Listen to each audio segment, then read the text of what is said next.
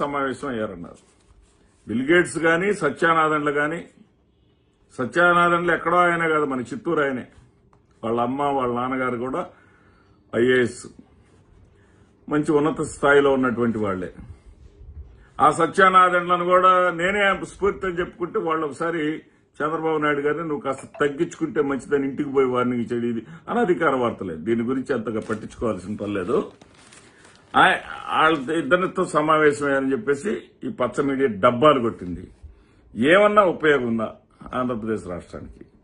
ఆ తర్వాత విశాఖకు మైక్రోసాఫ్ట్ తో పాటు ఇన్ఫోసిస్, విప్రో డేటా సెంటర్లు అంటూ భారీగా ప్రకటనలు ఇచ్చారు.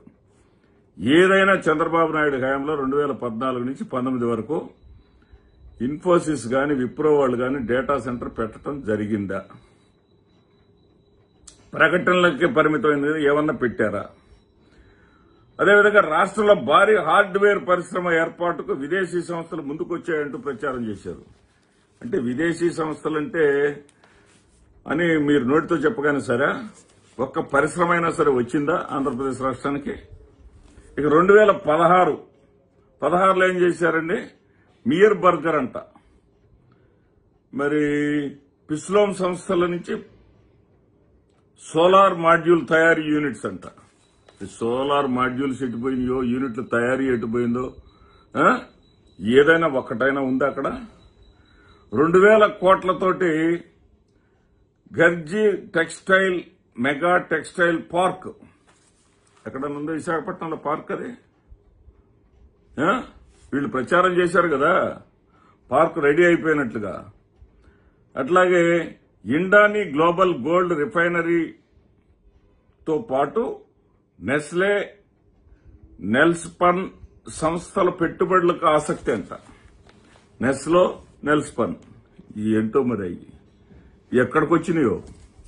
ఇలా పేపర్లో మాత్రం మాకు కనపడతాయి, ఈనాడులో కనపడతాయి, ఆంధ్రజ్యోతిలో కనపడతాయి.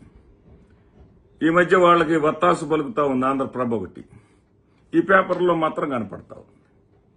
ఇక 2017లో ఐటీ, హెల్త్ కేర్ రంగాల్లో జనరల్ అట్లాంటిక్ 43,000 కోట్ల పెట్టుబడులంట. ఎక్కడన్నా వచ్చినాయండి? 43,000 సంగతి దేవుడు ఎరుగు. 4,300 కోట్ల పెట్టుబడులు అయినా వచ్చినాయా? 100 కోట్ల పెట్టుబడి ఏమైనా వచ్చిందా అక్కడికి?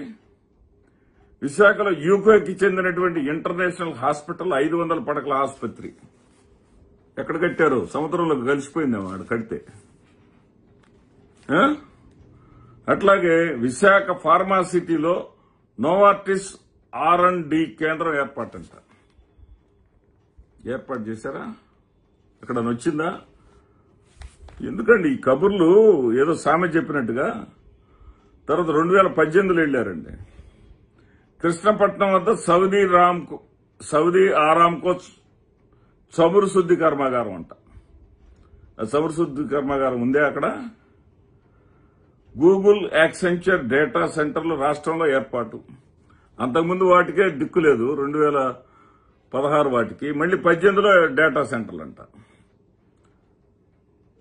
16లో వాటిని పెట్టింది లేదు, ప్రచారానికి ఆగిపోయినాయి. మళ్లీ 18కి వచ్చేసరికి మళ్లీ డేటా సెంటర్లు ఏర్పాటు.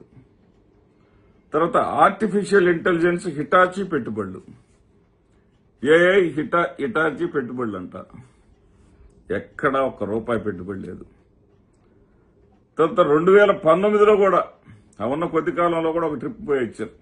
జనరల్ గా జనవరి నెలలోనే వెళ్తుంటారులే, ఆ జనవరిలో కూడా వెళ్లారు. జేఎస్డబ్ల్యూ 3,500 కోట్ల పెట్టుబడులు ఒప్పందం కుదిరిపోయిందంట. ఆ ఒప్పందం మరి ఎక్కడ దాచిపెట్టారు, ఎక్కడ మడిచిపెట్టుకున్నారు? డెలాయిట్, పెగా సిస్టమ్స్ రాష్ట్రంలో యూనిట్ల ఏర్పాటుకు ఆసక్తి. ఇంత పబ్లిసిటీ ఇచ్చారు. ఈ మధ్యలో ఏబిఎన్ ఆంధ్రజ్యోతి వాళ్ళు అయితే అక్కడ వాళ్ళని ఆకర్షించడం కోసం యువనాయకుడైనటువంటి లోకేష్ గారు షడ్రుచులతోటి గోంగూర లాంటి బ్రహ్మాండం వంటి రుచులతోటి భోజనం పెట్టారని, అక్కడ 2016లో టాటా గ్రూప్ చైర్మన్ సైరస్ మిస్త్రీ చంద్రబాబుతో భేటీ అయ్యి తెలుగు పచ్చళ్ల గురించి, తెలుగు కూరల గురించి, తెలుగు పప్పుల గురించి, తెలుగు ఉప్పుల గురించి బ్రహ్మాండం వంటి ప్రచారం చేశారే. అంటే అక్కడ దాకపోయేది మన ఇళ్లలో వండుకునేటటువంటి పచ్చళ్ల గురించి చూపించడానిక, వాళ్ళ రుచులు చూపించడానిక? ఏమన్నా ఒక్క పరిశ్రమ అయినా వచ్చిందా? జగన్మోహన్ రెడ్డి గారు 2022లో వెళ్లారండి దావోస్. 2022లో వెళ్లి ఆయన వీళ్ళందరితో కూడా, ఎవరు, అదానీ గ్రూప్, అదేవిధంగా green energy plant, Adani group తోటి 60,000 కోట్ల రూపాయలతో గ్రీన్ ఎనర్జీ, 28,000 కోట్లది ఒకటి, 37,000 కోట్లది ఒకటి, దాదాపు 1,26,000 కోట్ల విలువైనటువంటి ఒప్పందాలు ఒకే ఒక్క పర్యటనలో చేసుకొచ్చాడు జగన్మోహన్ రెడ్డి గారు. ఆ ఒకే ఒక్క పర్యటనలో చేసుకొని వస్తే ఈ రోజున నవ్వొస్తుంది. అంటే ఎవరికో పుట్టిన బిడ్డను తమ బిడ్డ అని చెప్పుకోవటంలో,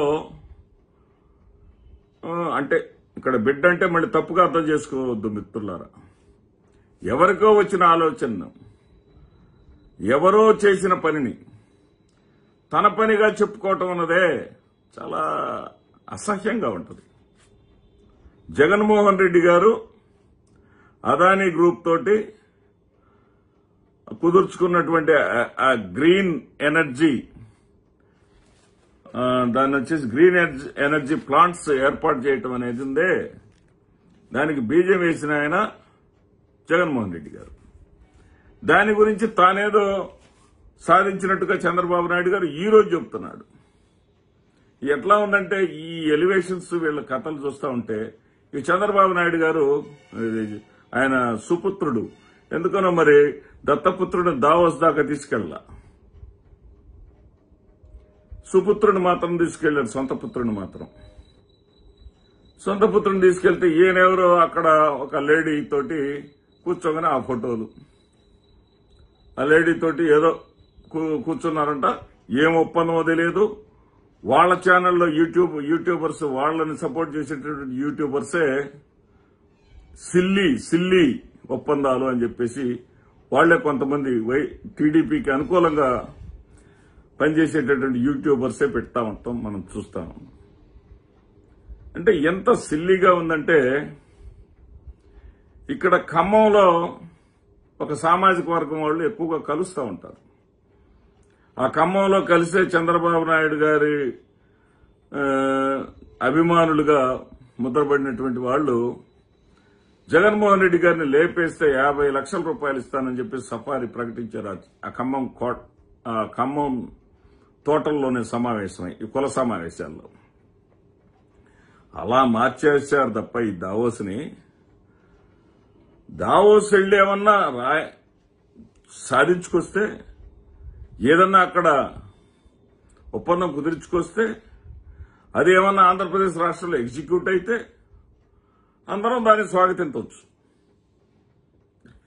ఇంత పబ్లిసిటీ ఎందుకు, ఇంత ఖర్చులు ఎందుకు? ఆంధ్రప్రదేశ్ రాష్ట్రం మీద ఈ దుబారాన్ని మొత్తం వీళ్ళ ప్రజల నెత్తి మీద వేయటం ఎందుకు? ఎంత జోవియల్ గా ఉందండి.